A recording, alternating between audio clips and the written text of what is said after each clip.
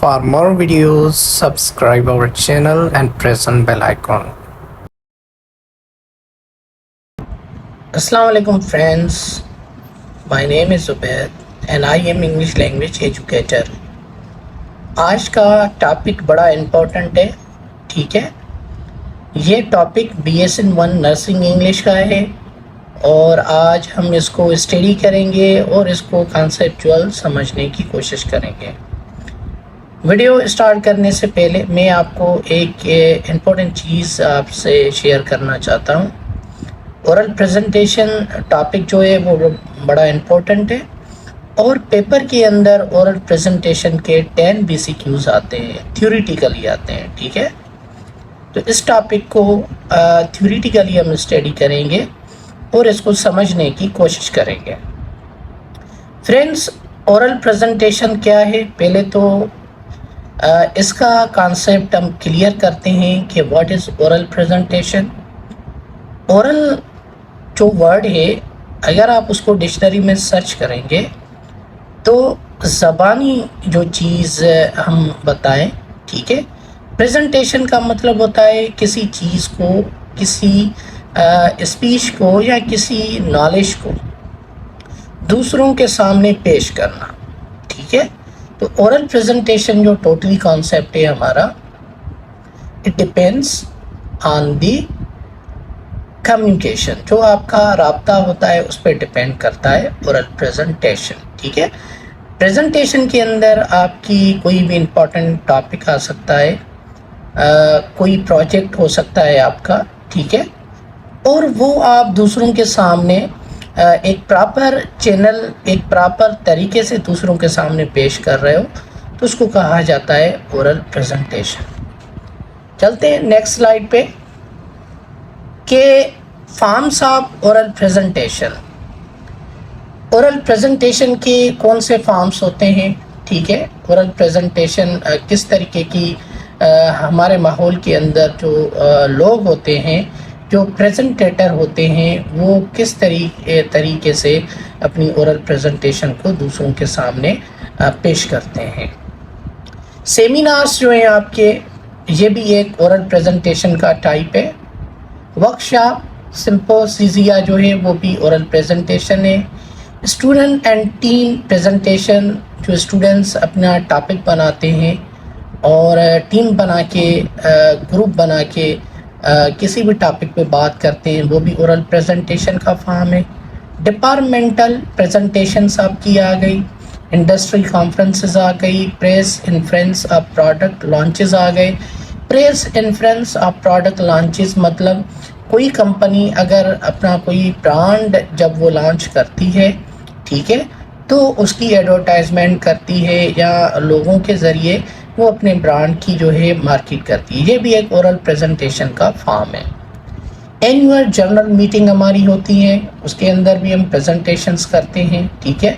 Welfare parties हो गई। Profile presentation, ये 1 2 3 4 5 6 7 8 9, ये जो 9 फॉर्म्स हैं, आप इनको ओरल प्रेजेंटेशन कह सकते हैं।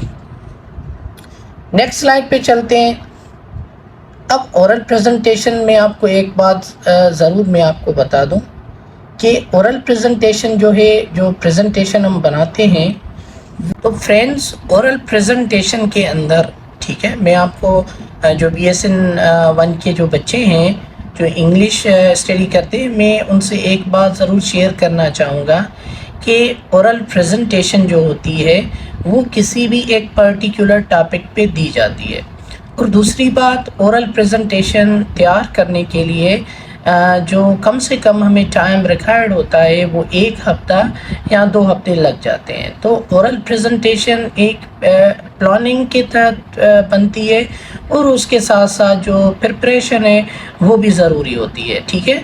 तो ओरल प्रेजेंटेशन टाइम लेती है, ठीक है, क्योंकि उस टॉपिक पे हम रिसर्च कर रहे होते हैं, उनका जो मटेरियल होता है वो हमें कलेक्ट करना पड़ता है, फिर उनकी आउटलाइंस हमें देखनी पड़ती हैं।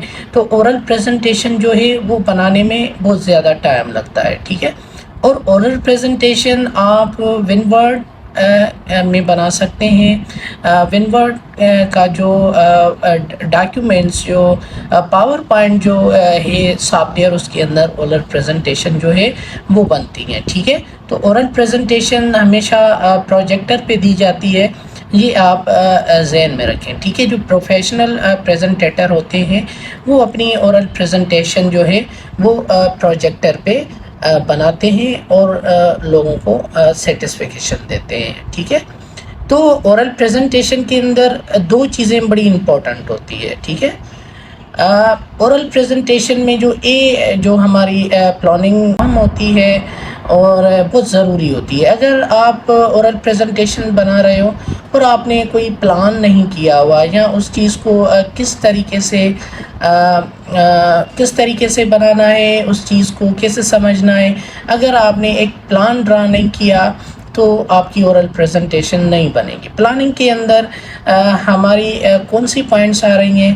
پلاننگ کے اندر سب سے پہلے ڈیفائن پرپس آپ کو سلیکٹ کرنا ہے کہ آپ کس ٹائپ کی جو پریزنٹیشن ہے وہ بنانا چاہتے ہیں. ٹھیک ہے، ایجوکیشنل ہے، بزنس ہے، یا پھر کسی سبجیکٹ وائز کوئی ٹاپک وائز پریزنٹیشن ہے.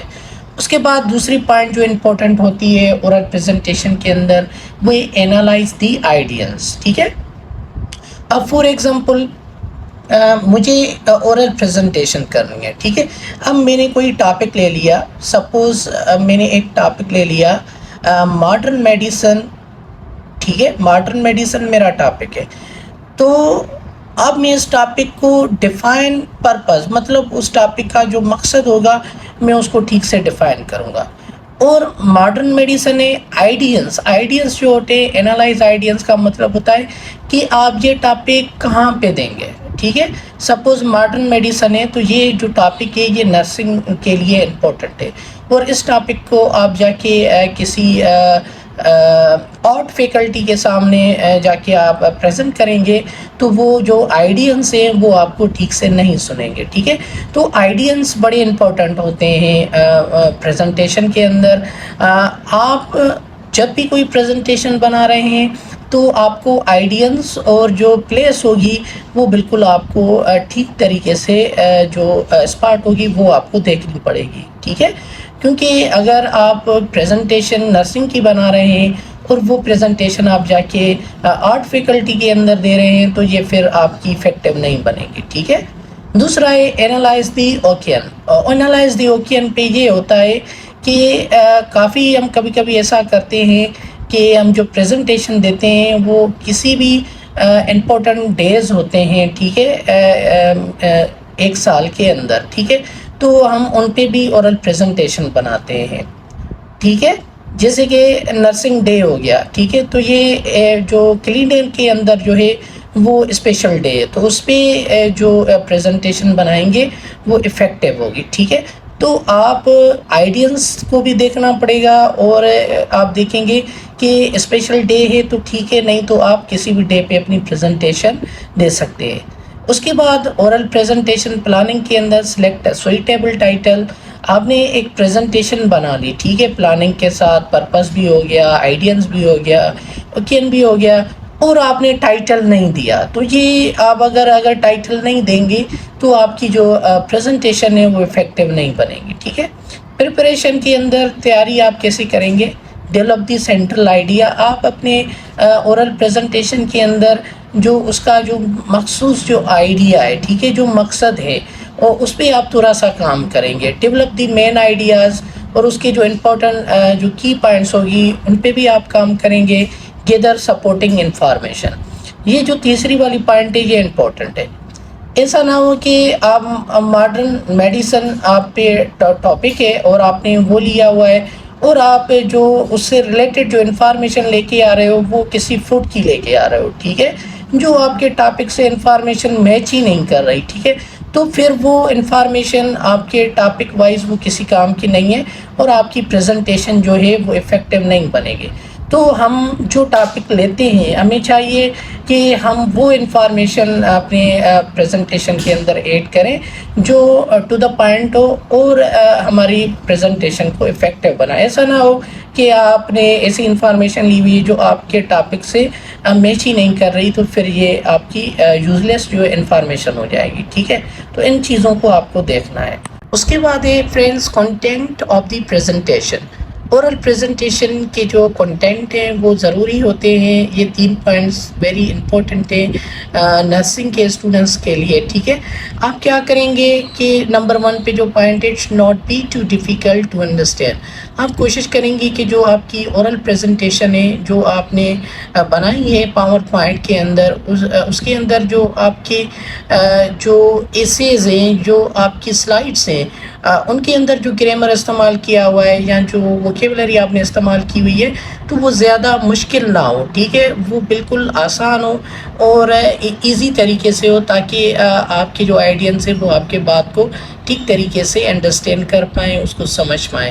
اگر آپ زیادہ ڈیفیکلٹ ورڈس وہاں پہ استعمال کریں گے اورل پریزنٹیشن کے اندر، تو یہ جو چیز ہوگی پھر آئیڈینس تک آپ کا میسج جو ہے وہ ٹھیک طریقے سے نہیں جا پائے گا یا پھر وہ ریسیو نہیں کر پائیں گے. ٹھیک ہے، دوسری پوائنٹ ہے if too long shorten the content according to the time available. کوشش کریں کہ اورل پریزنٹیشن کے اندر ٹائم جو ہے ٹائم مینجمنٹ وہ زیادہ امپورٹنٹ ہوتی ہے. اگر آپ کے پاس 20 منٹ ہیں اور 20 منٹ کے اندر آپ اپنی پوری پروجیکٹ پریزنٹیشن آئیڈینس کے سامنے پیش کر رہے ہیں اور آپ نے جو پریزنٹیشن بنائی وہ بہت زیادہ ہے، تو اس کو آپ چھوٹا کر سکتے ہو ٹائم کے حساب سے. ٹھیک ہے، تو ایسا نہ ہو کہ آپ کے پاس 20 منٹ آئیڈینس نے آپ کو دیے ہوئے اور آپ اپنی پریزنٹیشن جو ہے وہ آپ 1 گھنٹے کی بنا کے آ رہے ہو، تو آپ کا جو میسیج ہے وہ ٹھیک سے آئیڈینس تک پہنچ نہیں پائے گا. تو کوشش کریں اورل پریزنٹیشن کے اندر جو ٹائمنگ ہے اس کا بہت زیادہ خیال رکھیں. اس کے بعد یہ number 3 point include examples instruction to support the argument. آپ کوشش کریں اورل پریزنٹیشن کے اندر آپ ایگزامپلس بھی دے سکتے ہیں. کسی کامیاب انسان کا بھی ایگزامپل ہو سکتا ہے، کسی نرسنگ ہسٹری کا بھی ایگزامپل دے سکتے ہیں، یا کسی ڈسکوری کا ایگزامپل دے سکتے ہیں. ٹھیک ہے، تاکہ وہ جو آپ کی ایگزامپلس ہیں وہ آپ کی اورل پریزنٹیشن کو جو ہے وہ آسان بنائیں گے اور لوگ کسی بھی ایگزامپل کو وہ ٹھیک طریقے سے سمجھ پائیں گے. ٹھیک ہے، تو یہ جو 3 کنٹینٹ آف دی پریزنٹیشن ہے یہ بہت زیادہ امپورٹنٹ ہے. 1 2 3. ٹھیک ہے، وہ زیادہ اورل پریزنٹیشن ڈیفیکلٹ نہ ہو، اور اگر آپ کی اورل پریزنٹیشن زیادہ لمبی چوڑی ہو رہی ہے تو اس کو شارٹ کریں، کیونکہ ٹائم وہاں پہ بہت شارپ ہوتا ہے. ٹھیک ہے، اور ایگزامپل اگر آپ دینا چاہتے ہیں تو وہ بھی آپ اپنی پریزنٹیشن کے اندر شامل کر سکتے ہیں. ٹھیک ہے، ٹھیک ہے. تو کنٹینٹ آف دی پریزنٹیشن جو ہوتے ہیں ان کو کانسیپچول سمجھنا بہت ضروری ہے. ٹھیک ہے، تو میں نے آپ سے یہ بات شیئر کی کہ وہ ڈیفیکلٹ نہیں ہونی چاہیے. اگر وہ زیادہ آپ کی لمبی چوڑی پریزنٹیشن ہے تو اس کو شارٹ کریں، اور اس کے ساتھ ساتھ اس کے اندر آپ اپنے ڈیلی لائف کے ایگزامپلس بھی جو ہیں وہ آپ دے سکتے ہو اپنی آرگیومنٹس کو سپورٹ کرنے کے لیے. ٹھیک ہے، تو یہ اورل پریزنٹیشن کی کنٹینٹ تھے. آپ ان کو ضرور میمورائز کریں، کیونکہ پیپر کے اندر اس سے 1-2 MCQ ضرور آتے ہیں. ٹھیک ہے، تو آپ ذہن میں رکھیں، یہ ساری چیزیں آپ اپنے ذہن میں رکھیں. ٹھیک ہے، اور باقی جو نیکسٹ پارٹ ہوگا ہمارا انشاءاللہ میں اس ٹاپک کو کنٹینیو کروں گا. ابھی میں نے اس کو کمپلیٹ نہیں کیا، انشاءاللہ یہ فرسٹ پارٹ تھا، لیکن جب اس کا نیکسٹ پارٹ میں بناؤں گا تو انشاءاللہ ضرور اس کو ٹاپک کو کمپلیٹ کریں گے اور اینڈ تک اس کو جو ہے ختم کریں گے. اس کی بہت ساری پوائنٹس ہیں، ڈوز اور ڈونٹس بھی ہیں، اور بہت ساری چیزیں ہیں اس ٹاپک کے اندر، وہ بھی میں آپ سے ضرور شیئر کروں گا. ٹھیک ہے، تو مہربانی کر کے میرے چینل کو سبسکرائب کریں، آپ کی بڑی مہربانی ہوگی. Thank you so much.